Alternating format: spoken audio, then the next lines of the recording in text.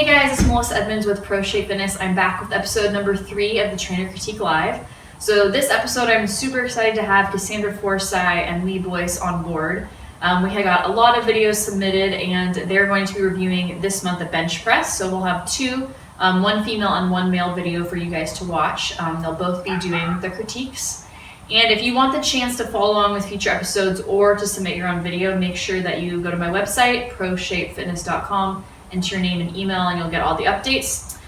And lastly, if you're not already following Cassandra and me, I highly recommend doing so. I'm going to post all the information right under the video, and you should be set. All right, thanks for watching. Here we go. All right, so we're going to start out here for me with the bench press video of Kristen.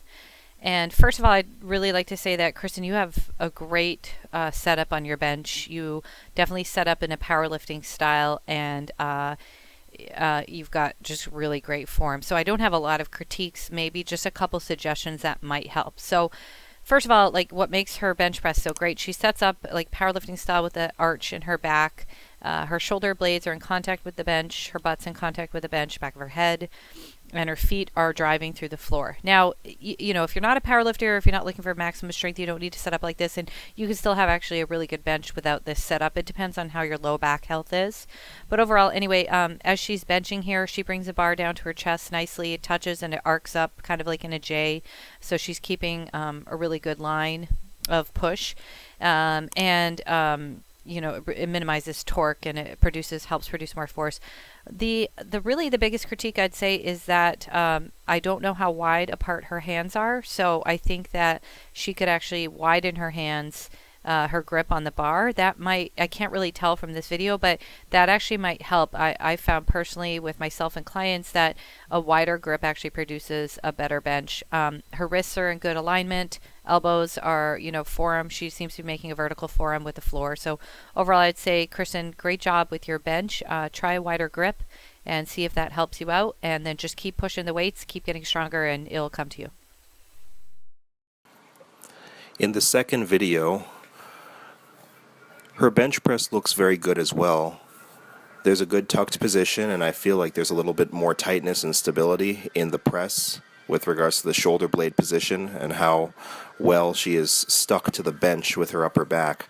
I like the angle of the knee as well, just inside 90 degrees the same way, which will also promote some good tightness. But as I mentioned in the first video, the foot position to me matters quite a bit. And in this case, the foot position is a lot better where the toes are facing a little bit more forward, and it can help the floor drive that is necessary, not necessarily in a power lifter style or any sort of severe style, but just in the style of having a proper transfer of energy through the ground, from the feet, through the quad, and into the bar, ultimately.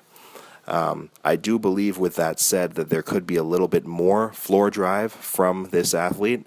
It doesn't seem like, I'm just looking to see if the quads are flexing much or if there's any distinct movement of pressure into the ground that I can visually see. And obviously this is now splitting hairs, and it's not as easy for me to pick this up just from watching this video, but I just have a suspicion that there could be a little bit more emphasis made on a good drive being properly timed with the concentric portion of each repetition.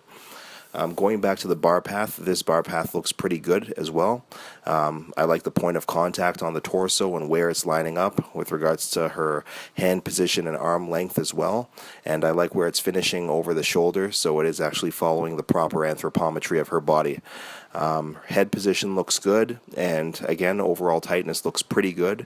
So I would think that this video is it's pretty solid overall, and yeah, it's a pretty good bench press.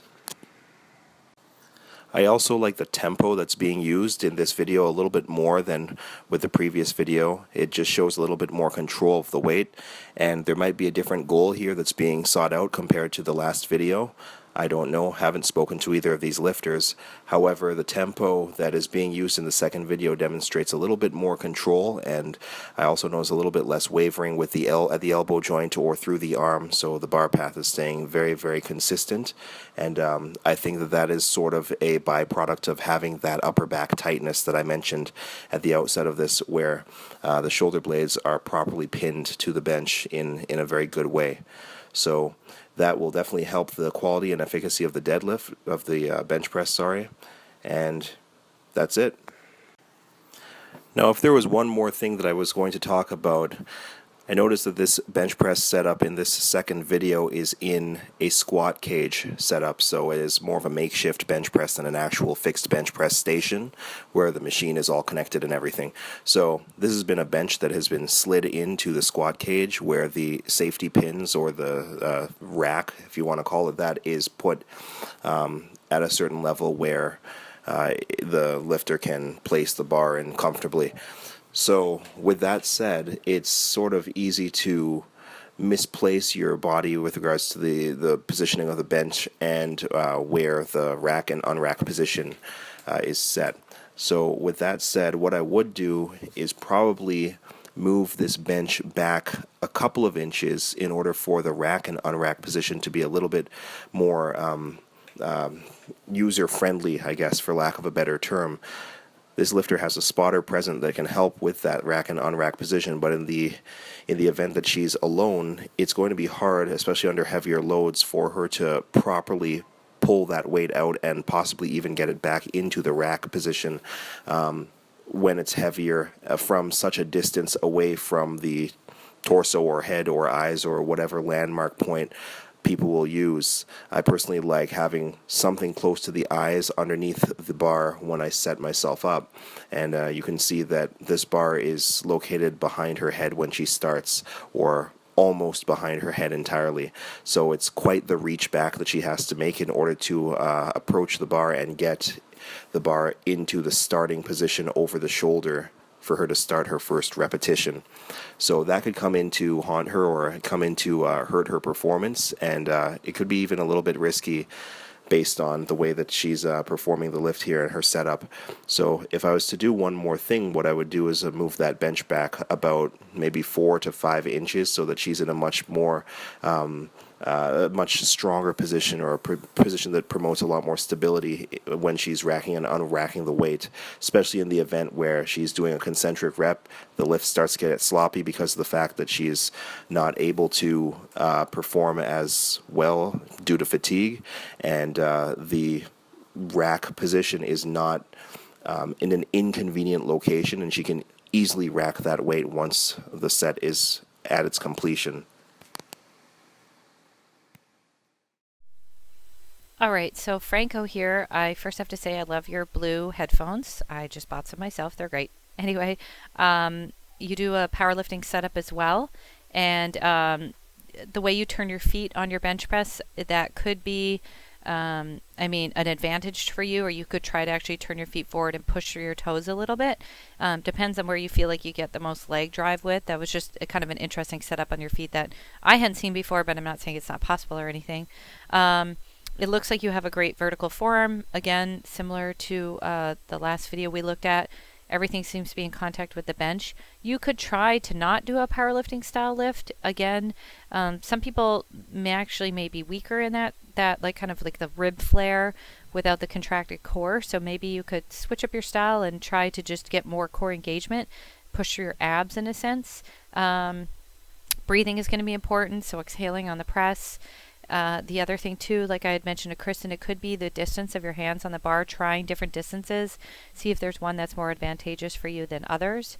Overall, again, you look like you have a very strong bench, and a lot of times, it's the accessory work with bench pressing that can help. So, not just bench pressing, but doing like kind of like bodybuilding style in a sense, like overloading in the musculature to really build it up, and, kind of make sure you're periodizing your workout so that you're getting a lot of chest strengthening exercises and all your your accessory muscles in that area. So triceps, your core, some lats, the ones that are helping you push through your bench press, like specifically triceps too. So that would just be my advice. Overall, great bench, and I'm excited for you to get better.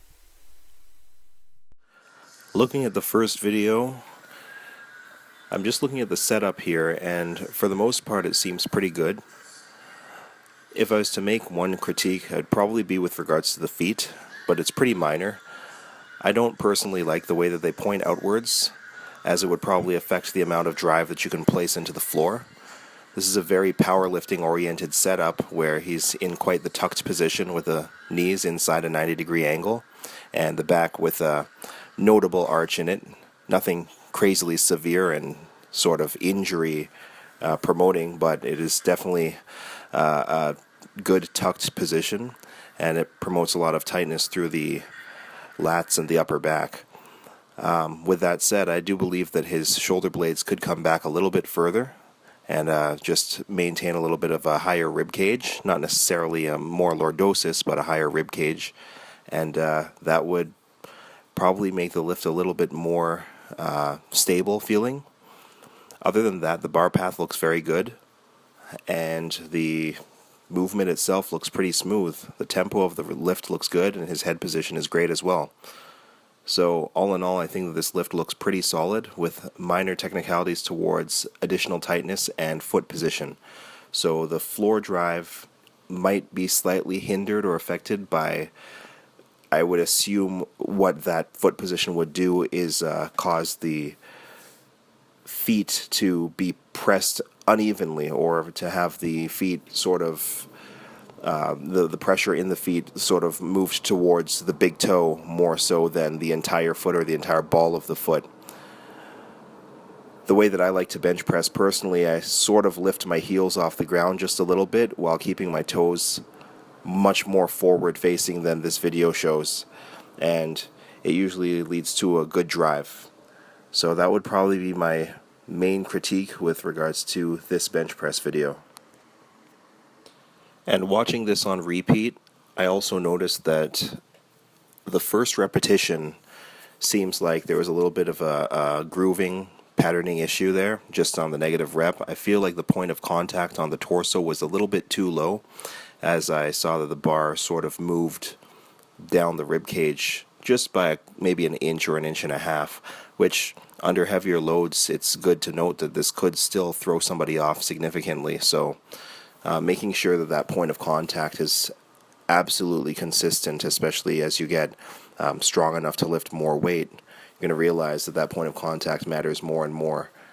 So being able to groove that pattern and make sure that you have that just ingrained in your sleep, no problem, is going to be something that is invaluable to your progress in any lift, but especially in this case in the bench press. So here I just noticed that there was a little bit of just an issue with that negative rep. Maybe there's a little bit of wavering there. Again, it could have been a lack of stability in the shoulder blades, but it seemed like it was a problem that cleared itself up as the rhythm and the timing and everything came together through the remainder of the repetitions.